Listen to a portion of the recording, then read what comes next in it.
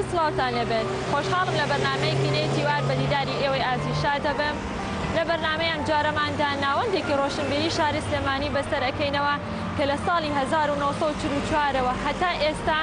کە بۆ ماوەی 75 ساڵە خزمەتی ئەم شارەی کردووە ئەویش کتێبخانەی گشتی سلێمانیە.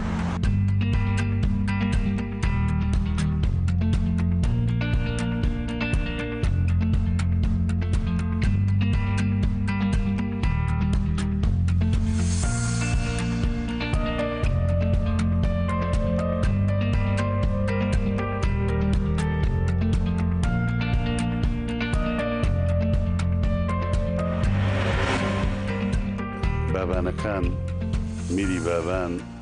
لەگەڵ دامەزراندنی شاری سلێمانیە وە پێشتریش کە سلێمانی لە قەڵاچواران بووە بەیەخی بە کتێب باوە. میری بابان ئیبراهیم پاشای بابان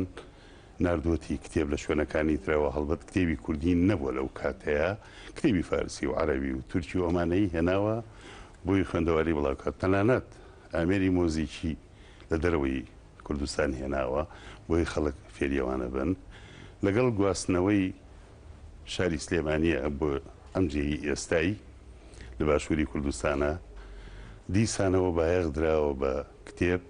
و بە کتێبخانە. کۆنترین شوێن کە خەڵک کتێبی تیاوەرگرتووە لای حەزرەتی کاک ئەحمەدی شێخ بووە. هەڵبەتە کاک ئەحمەدی شێخ خوڕەزای شێخ مەعرفی نۆدەیە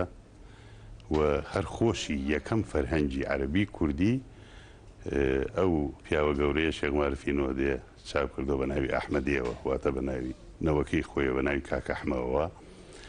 لە مزگەوتی گەورەی سلێمانیە لە زمانی کاک ئەحمەدی شێخا کە پێوترێ مزگەوتی کاک ئەحمەدی شێخی زۆر خەڵک وای پێڵێن کتێبخانەیەکی ئاوەدانی تیا بووە. خوێنەرەکانی ئەوسا بریتی بوون لە فەقێ و مەلا و خوێندەواری ئەو زەمانە شاعر ئەوانەی کەڕوو لە کتێب بوون. ئەم پرۆسەیە درێژ بۆتەوە بۆ سەدەی 20. لە سەدەی 20ەمە کۆمەڵێک شوێن بایەخیان بە کتێب باوە دیسانەوە بە زانیاری من کۆنترینیان کۆمەڵەی زانستی کوردانە. کۆمەڵەی زانستی کوردان لە شاری سلێمانیە لە ساڵی 1926 کە دروست بووە چەند گەورە پیاوێک بردویانە بەڕێوە ئەحمە بەگی تۆفیق بە کە ئەو ساپیان تۆ متەسەڕیفی سلێمانی ئێستا دەوترێ پارێزگار ئەو بووە و چەند کەسایەتیەک و خەڵکێکی سەنگین لە پێش هەمویانەوە شاعیر و وەرگێڕ و ئەدیب و کتێبناسی گەورە پیرەمێردی نەمرە. پیرەمێرد لە کۆمەڵی زانستی کوردانە چەند شتێکی کردووە کتێبی کۆ کردوێتەوە بە بەردەستی ئەوانەی کە ئەم شویان کردووە. یەکەم هەڵمەتی نێشتنی نەخوێنەواریە کۆمەڵی زانستی کوردان کردوەتی تەنانەت لە سەرەتای سیەکانی سەدەی ڕابردووە بایەخێر بە هونەری شانۆیاوە. پیرەمێرد هانی کچانیاوە چونەتە سەر شانۆوە. بەداخەوە لە نووسینەوەی مێژووی شانۆی ئێمەیە ئەم لایەنە نادیارە خەڵکی نازانن قوتابخانە سەرەتایەکان دوو قوتابخانەی تیاوە سلێمانی کچانی ئەو قوتابخانەیە کە ناوی فاتمێ زەهرا بوو تەمسیلیان کردەوە. پیرەمێردان یاون بچنە سەر شانۆ. ئەو لە کتێبی شانۆی کوردی بەندەیە بە درێژی باسی بەرهەمەکانیانم کردووە. کۆمەڵی زانستی بۆتە وەک پەیمانگایەک وەک زانکۆیەک بۆ ئەو کاتی سلێمانی. هەڵبەتە کۆمەڵەکە بچووک بووە ئەندامانی زۆر نەبوون شارەکەش بچوو بووە چەند هەزار کەسێکی تیا بۆ شاری سلێمانی. پیرەمێرد بەوە نەوەستاوە خەمی کتێب و خوێندن و خوێندەواری خەمی گەورەی ئەو پیاوە بوون. هەر بۆیە لە ساڵی 1943 لە ڕۆژنامەی ژیانی خۆیە پیرەمێرد داوای کردووە لە حکوومەتی عێراقی ئەو سەردەمە سەردەمی پاشایەتی کە کتێبخانەیەک لە شاری سلێمانیا دروست بێ. تەنانەت لە نووسینەکەیە ئەڵێ پیرەمێرد ئەڵێ بوونی کتێبخانەیەک لای من لە مەکتەبێک گرنگترە چونکە لە مەکتەبەکانە لە قوتابخانەکانە کۆمەڵێک زانستی دیاریکراوە خوێندێ لە کتێبخانەیە هەموو شتەکانی دیایە هەموو زانستەکان هەموو ئەدەبیات هونەرەکان لەبەرەوە پێویستمان بەکردنەوەی کتێبخانەیەکە کاراکتەری بەهێزی پیرەمێرد و پێگەی لە کۆمەڵی زانستی و دیوانی شعری کە چۆتە بەر چاوی خەڵک و ئاهنگ سازکردنی نەورۆزەکان و خاوەنی شعری نەورۆزە کە مامەسا دیلان ئاوازی بۆ دانا و توەتی ئەو پێگە بەهێزەی یاوەتی حکوومەتی ئەو دەمەی عێراقی بڕیانیان ناوە کتێبخانەیەک لە شاری سلێمانیا دروست بن. هەر لە ژیانە لە ساڵی دوایەوە مزگەنی بڵاو کردوێتەوە ئەڵێ هەفتەی داهاتوو ئەبە براڵێ هەفتەی ڕابردوو لە فڵان ڕۆژە بەردی مناغەی یەکەم کتێبخانە لە شاری سلێمانیە دانرا. من گەڕان بە ژیانەکانە دۆزیمەوە ئەو ڕۆژە کە کاتە سیانزەی دەی 1944 واتە لە باشووری کوردستانە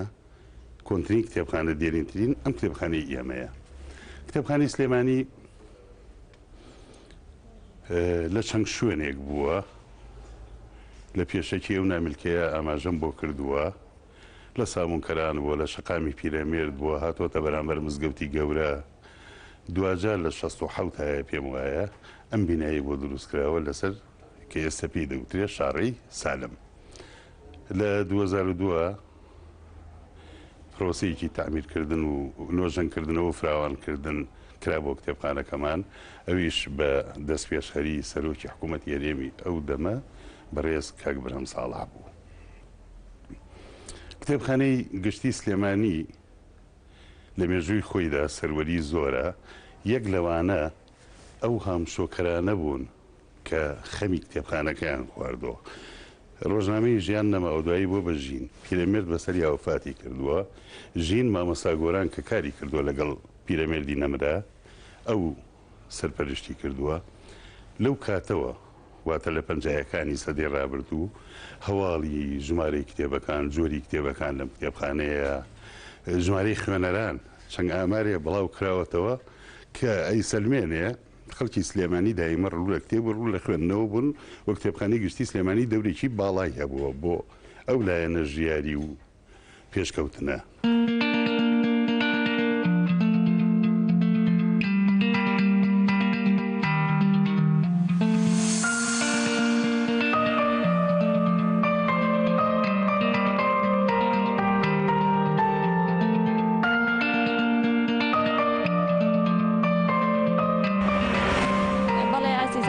چینە لای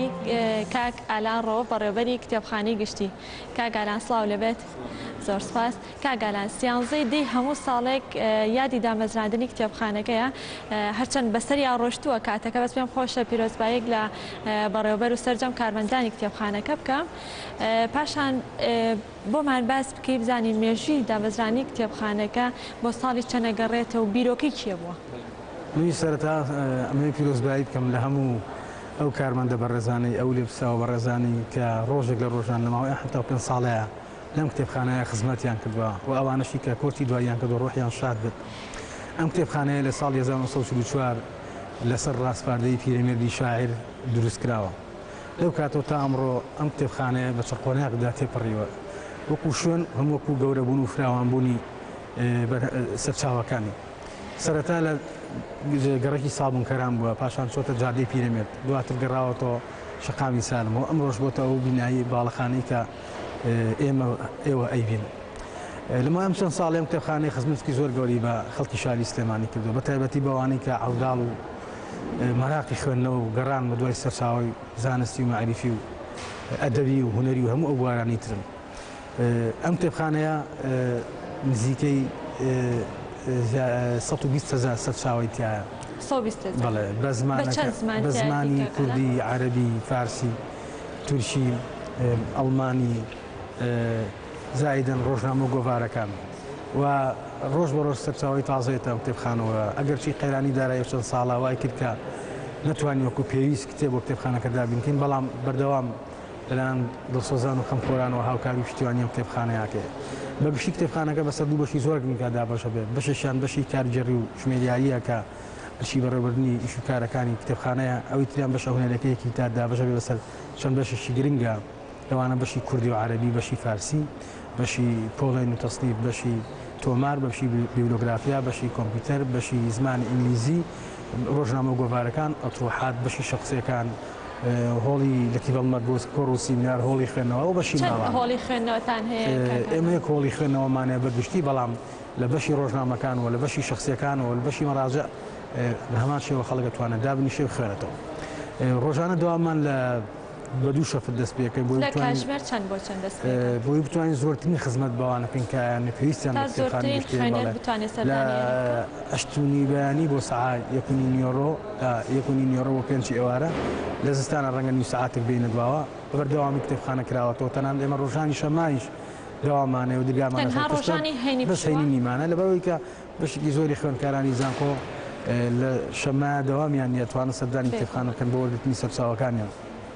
بەگشتی ئەمە ئەو بەشانە بوو کە باسمان کرد کاگەران باسی سەرچاوەکانی کرد باسی خوێندکارانە کرد خوێندکار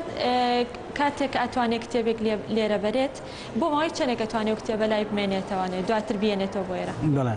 ئێمە لە هەفتەیەک بە دە ڕۆژ کتێب ببەخشین لە تا 5 کتێبیش بەخشین بۆ خوێندکارانی کە لێکۆڵینەوەیان توێژینەوەیان هەیە بەدانانی ناسنامەکەی خۆی و یان زۆرجار لاوی پێشگیری زانکۆ مەحەلەکەی لەکەین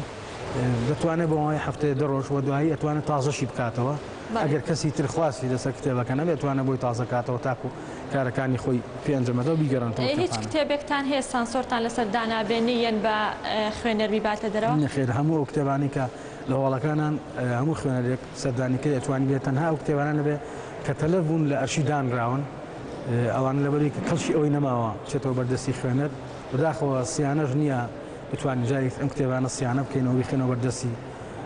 خوێنەر کاگەران کاتێکەی تەناو کتێبخانەی گشتیوانێ سەیرێکی کتێبخانەی تایبەتی تایە تا ئێستا چەند کە زیان بڵێم چەند شاعیر چەند نووسەر لە دوای کۆچی خۆی کتێبخانەکە پێشکەشی کتێبخانەی گشتی کرد ئێمە لە بەشی شخصیەکانمان هەیە بە شخصەکان کە تایبەتە بەو بەڕێزانەی کە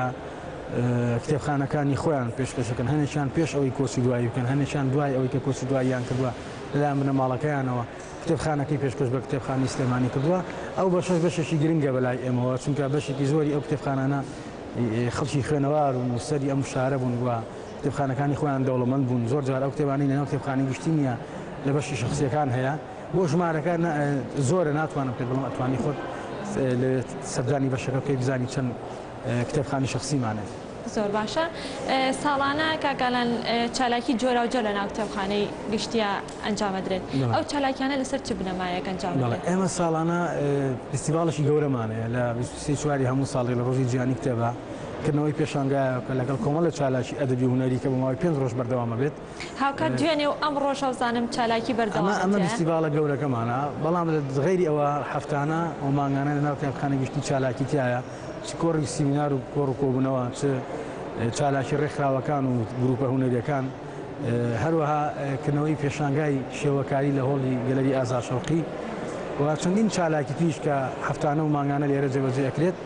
و هەروەها خۆشمان ئەم ساڵ بۆ یەکەم جار توانیمان پێشبڕکێک ساز بکەین لە وەرزی هاویندا کاتی شوو ویستیاری ئەوە کە بزانم ئەو پێشبڕکەی کتێبە یەکەم جارە لە کوردستانە ئەنجامەدرێت یان لە بۆ کتێبخانەی گشتی یەکەم جارە ئەنجامەدرێت یەکەم جارە ئەوەی بزانین لە سلێمانیە کتێبخانەی گشتی سلێمانی بە هاوکاری بنەماڵی قەفتان پێشبڕکەیەک بۆ خوێندنەوە ئەنجام داد کە زیاتر لە 100 کەستیا بەشدار بوو بە دوو قۆناغ و هەروەها سەرکەوتوەکانی ئەم پێشبڕکەیە خەڵاتی مادی و معنەوییان وەرگرتووە من تەسەورەکەم ئەمە یەکەم جار بێشتێکی وە هیوادارین بتوانین پرۆژەی بەردەوام بێت لە وەرزەکانی داهاتوە زیاتر گەورەتر و فراوان هەڵسەنگانەکەی لەسەر چ بنەمایەک هەڵسەنگانەکە و کۆمەڵی سەری بەڕێز بوون کەنەوار و ڕووناکبیدیم شارە بوون کە تەقیمیان بۆ ئەو گەنج مناڵانە کرد کە ئاستی تێگەیشتیان بۆ ئەو کتێبە چۆنە نەک ئەوەی زۆرترین کتێب بخێنێتەوە بە تەقیمکردنیان بۆیان دەرکەوت چێ زۆر باش لە کتێبەکە تێگەشتووە چێ زۆر باش خوێنەوەی بۆ کتێبەکە کردووە خەڵاتمان کرد زۆر باشە ئەگە بگەڕێنەوە سەر بابەتی کتێبەکان پێم خۆشە بزانم دەستنووس لە ناو کتێبخانەی گشتیە هەیە دەستنووس نەخێت دەستنووسەکان هەمووی لە کتێبخانەی ئەو قافن لە ئێمە دەستنووس نییە نەماوە لە ئێمە لە ئێمە نییە زۆر باشە پێشەنگای ساڵانەی کتێبوتێ هەر ئەکرێتەوانێ بە بەردەوامی ئەو پێشەنگانە هاوڵاتیان ئەتوانن بە بەردەوامیێڵی بێنە ئێرە سەیری کتێبەکان کەن و کتێبی لێ بۆ کڕین بەڵێ و پێشانگایە بۆ کتێب فرۆشتنە هەموو ساڵەکەیکێنەوە کە زۆربەی دارنەشرەکانی سلێمانی کوردستان و عێراق و دەریشەوە بەشدارن کە بۆ مای هەفتەیە بەردەوام بێ خەڵک بێت لێرە بەڵێ بە نرخەشی بکەم ئەو کتێبانیان دەسەکرێت داشکانی بۆ باسی بەشی مناڵانیشتی کرد بەشی مناڵان ئایا بەشی مناڵان ئەوەی من زانیاریم هەبێ ڕۆژانە مناڵانێتە ئێرە ئایا ئەو مناڵانە لە سەعات چەند تا چەند ئەتوانن لێرە بمێنوانە یان چی فێری ئەو مناڵانە لە بەشی مناڵانی شێکە لە بەشە گرنگەکان بەلای کتێبخانەی گشتیەوە لەوەی کە ئەبێت لەو قۆناغەوە ئێمە هەوڵ بین مناڵ فێنی ئەوە بکەین کتێبخانەی خۆش بێت و کتێبی خۆش بێت ئێمە لە کاتی کردنەوەی مەکتەبە کە ماوەیەکتر ئێستا ماوەیەکی نزیک کەمە دەستی پێ کردووە ماوەیەکتر دەست پێ کاتکەوا بە گروپ خوێندنگەکانیان خوێندنگە سەرەتاییەکان ناوەندیەکان ئامادەیەکانیان سەردانی کتێبخانەکەن ڕۆژانە لە بەشی مناڵان نمایشی فیلمیان بۆ عەرزەکەن لە هەفتەیەکە 3 ڕۆژ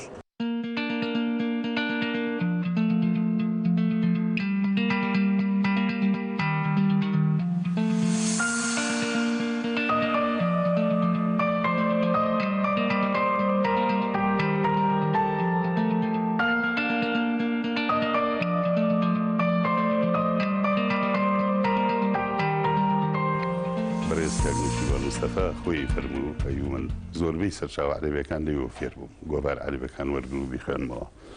ئەمە وای کردووە کتێبخانەکە بەرکەوتنێکی ڕۆحیە بۆ لەگەڵ خەڵکە ئەو ساش قوتابخانە زیایی کردووە لە شەستەکانە کتێبخانە کتێبەکانی زیایی کردووە بە تایبەت دوای بەیاننامەی 11 ئازار کە هەناسەیەک هاتوۆتەوە بەسەر میلەتی کوردە لایەنی پەروەردەیی و ڕۆشنبیری و فێرکاریەکەشی ڕوو لە باڵا بووە کتێبخانە فراوانتر بووە کتێبەکانی زۆرتر بووە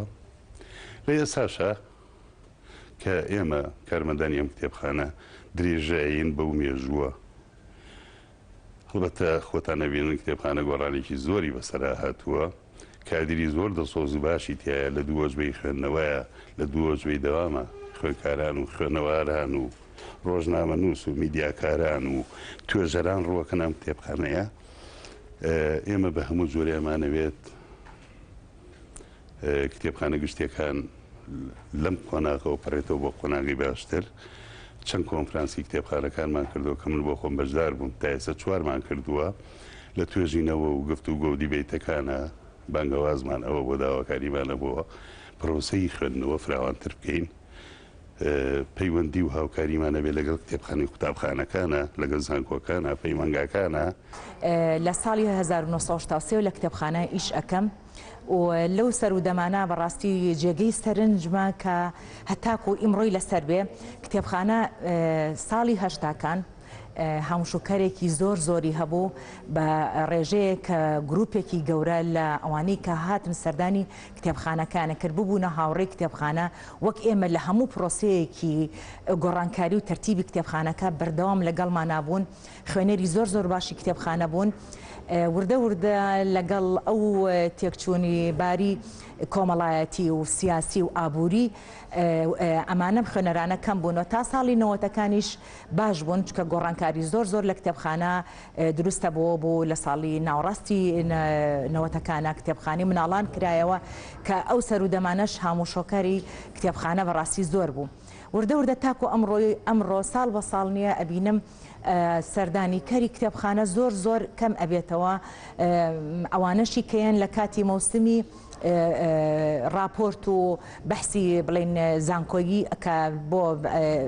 کە کاتێ تەخەڕوجەکەن یاخود ماستەر یا دکتۆرایە لەو کاتانە کتێبخانە قەرباڵخێکی پێوە ئەبینیت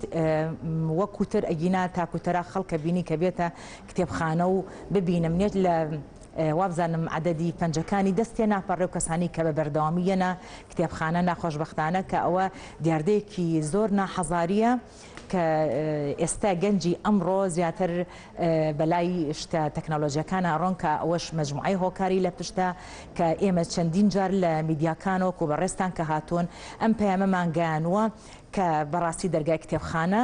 لە سعات 8:30 بەیانی کراوەوە هەتاکو 5 ئێوارە کتێبخانە کراوەیە و زۆر هەنمانداون کە بێنە کتێبخانە و سەرچاوی زۆر باشمان هەیە بە هەموو زمانەکانی کوردی، عەرەبی، ئینگلیزی، فارسی ئەمانە هەمووی تایە کە بێن سەردانمان کەن و ئێمە ڕاستەوخۆ نیە هەچێکیان بیە بۆیان کەین ئەگەر لە ناو کتێبخانە خواستن کەن یاخون کتێبەکە سەرچاوەکە بەرنە دەرەوە کتێبخانە ئێمە خواستنی دەرەوەمان هەیە کە ئەتوانین ئەو سەرچاوی پێبین. بەڵام هەڵبەتە ئەوەش کۆمەڵێ هۆکاری خۆی هەیە کە یەکێک لەوانە کە زۆر گرنگە بەلامەوە تەکنەلۆژیای ئەمڕۆ کە کارێکی کردووە گەنجی ئەم سەردەمەی ئەمڕۆی ئێمە لە کتێب دوورکەوێتەوە. بەڵام ئەگەر بێت و تۆزێ وردەکاری بە قوڵی بچێتە ناویەوە ئایا گرتنی کتێبێ بەدەستیەوە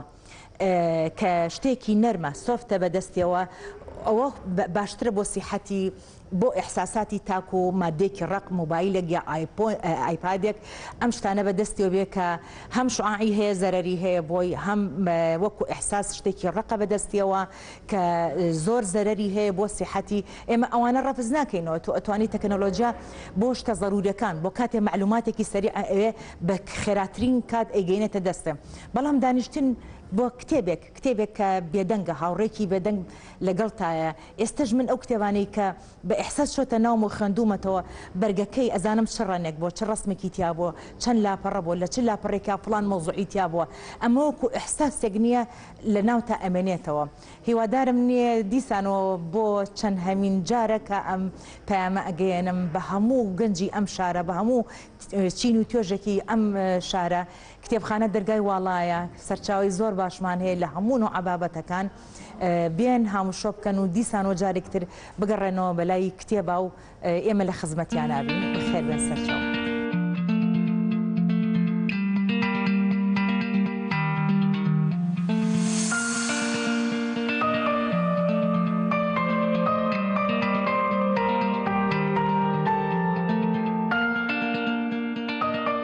بەداخەوە کاتی خۆی کتێب کەم و خوێنەر زۆر بوو.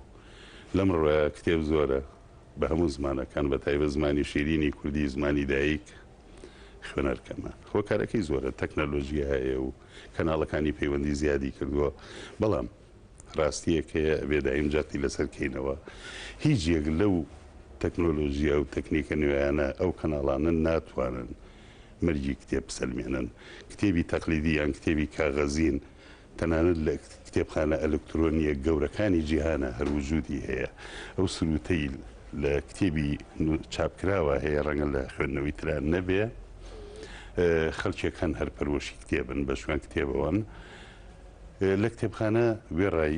ئەمانەی ئاماژەی بۆ کراوەیان هاوڕێکانم باسی یەکەن بەشەکانیان بەشێکەیە کە من سەرپەرشتی یەکەم بەشی ڕاگەیاندن و پەیوەندیەکان توانیمان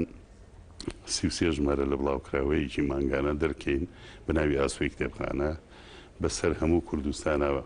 بە خۆڕێبیە بەرامبەر بڵاومانەکرەوە بە کتێبخانەکان و کتێبخانەی قوتابخانەکان و ڕۆڵێکی باشی وینی لە ئاکادیمیکردنی کارەکەمانە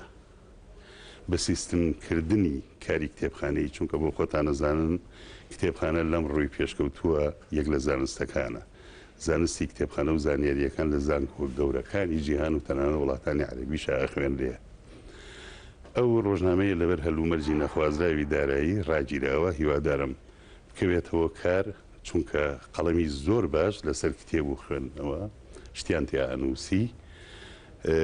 چەند شتێکی ترمان کردووەوە خولکردنەوە خولی سپۆڕی خولی تایبەتمەند بە پێشخستنی پیشەی کتێبخانە دەمێنێتەوە بڵێم لەو کەناڵە خۆشەویستەی ئێوە پێشنیازەکەم لە بەرنامەکانتانە لە بەرنامە جوانەکانی بە تایبەت بەیانیان و ئێواران هانی خوێندنەوەی زیاتری خەڵک بێرێ میتۆدەکانی خوێندنەوە باس بکرێ ئاکامەکانی پرۆسەی خوێندنەوە باس بکرێ بۆ خەڵکی بۆی گەنجان بکچ و کوڕیانەوە هێندەی دەچنە شوێنی حەوانەوە و کات بەسەر بردن هیچ نەبێت چارێکێکی ئەو کاتانەیان ببەخشن بە کتێبخانەکان کە ئێستا کتێبخانەی گشتی لە زۆربەی شار و شارۆچکەکانی کوردستانە هەن.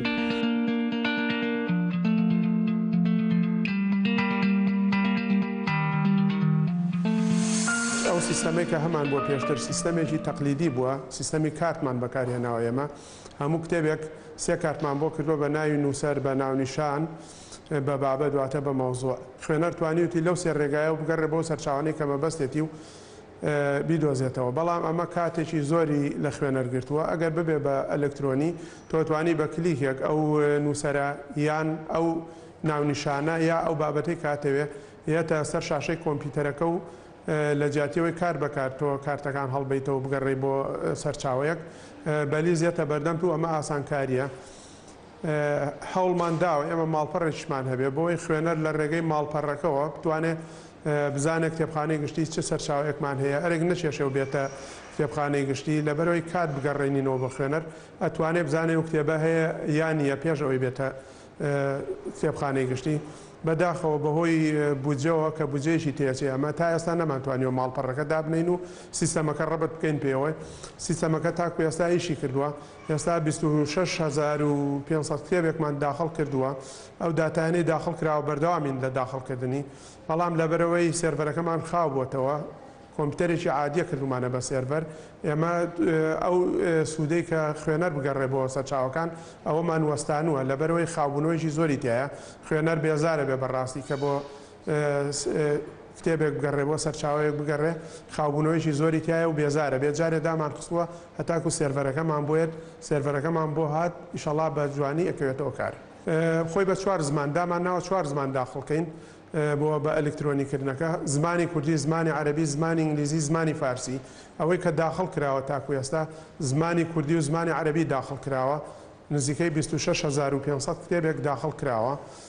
بەڵام زمانی ئینگلیزیەکە حاضر بووەویش بۆ داخلکردنیش بە تەماین بەم زوانە دەست پێ بکەین بە داخلکردنی سەرچاوە ئینگلیزیەکان بۆ ناو سیستەمە ئەلکترۆنیەکە فارسیەکان ماوە دوای فارسیەکانیش کە داخڵمان کرد جارێ ئەوەی کە لە بەردەست بێ ئەو 4 زمانەیە کە داخڵەکەین بۆ سیستەمەکە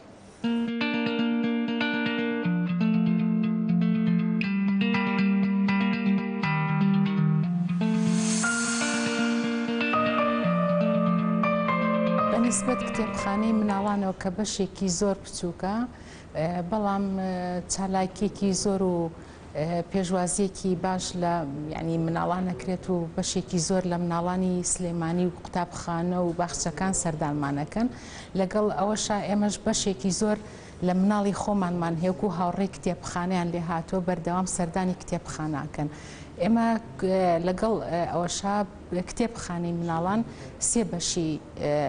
پێکاتۆ لە سێ بەشێکی هۆڵی خوێندنەوەیە و بەشێکی هۆڵی وێنەکێشانە کە مناڵ لەوێ مامۆستای پسپۆری هوەری لەیە کە فێری وێنەکێشانیانەکە و فێری ئیشی دەستیانەکات و بەشەکەی ترمان بەشی سینەمای مناڵانە لەوێ هەفتانە هەفتەی 3 ڕۆژ نمایشی فیلمی مناڵانی لێکرێ بۆ ئەو مناڵانی کە سەردانمانەکەن بە پێی جەدۆلە لەگەڵ مەکتەبەکانە ڕێەکەوین باخچەکان جەدۆلێکیان بۆ دانی لەو ڕۆژانەی کە فیلم نمایشەکەین هەر ڕۆژەی 2 مەکتەب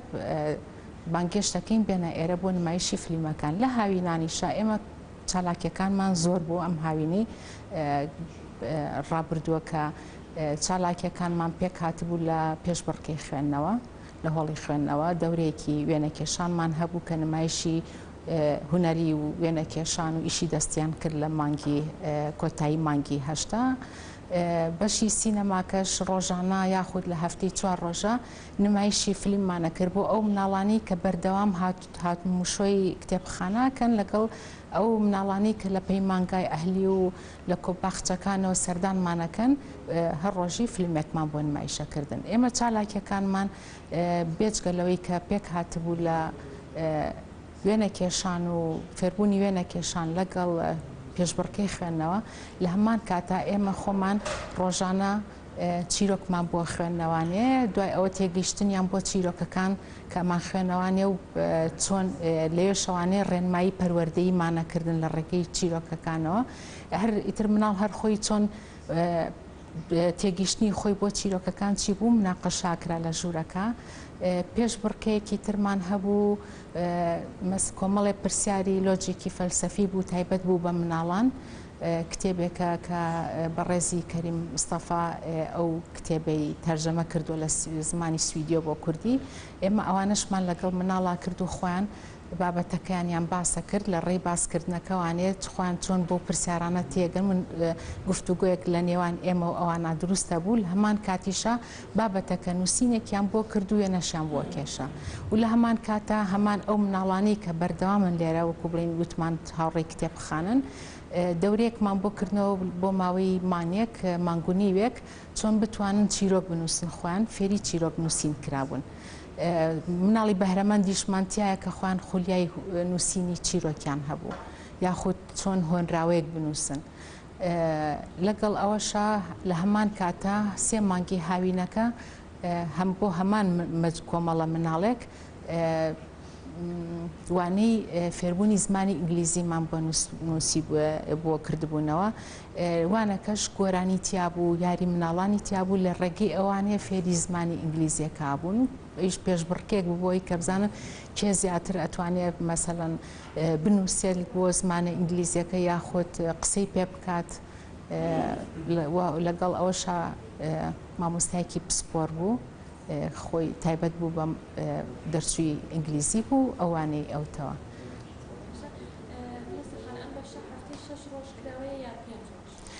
ئێمە بەشەکەمان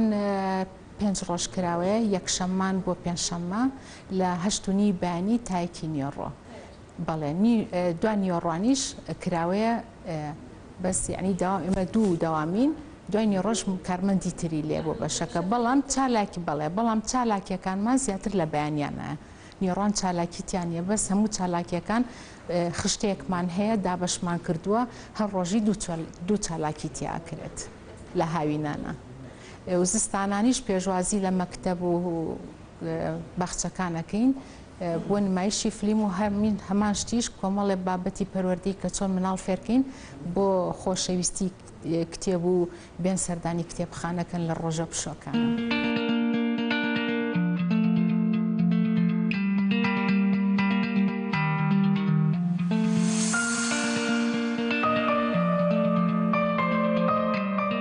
بەڵێ ئازیزان ئەوەی بینیتان تەواوی وردەکاری و زانیاریەکانی تایبەت بە کتێبخانەی گشتی بوو تا بەرنمەیەکی تر پێتانەگەینەوە هەر شاد و ئاسوودە بن خواتان لەگەڵ.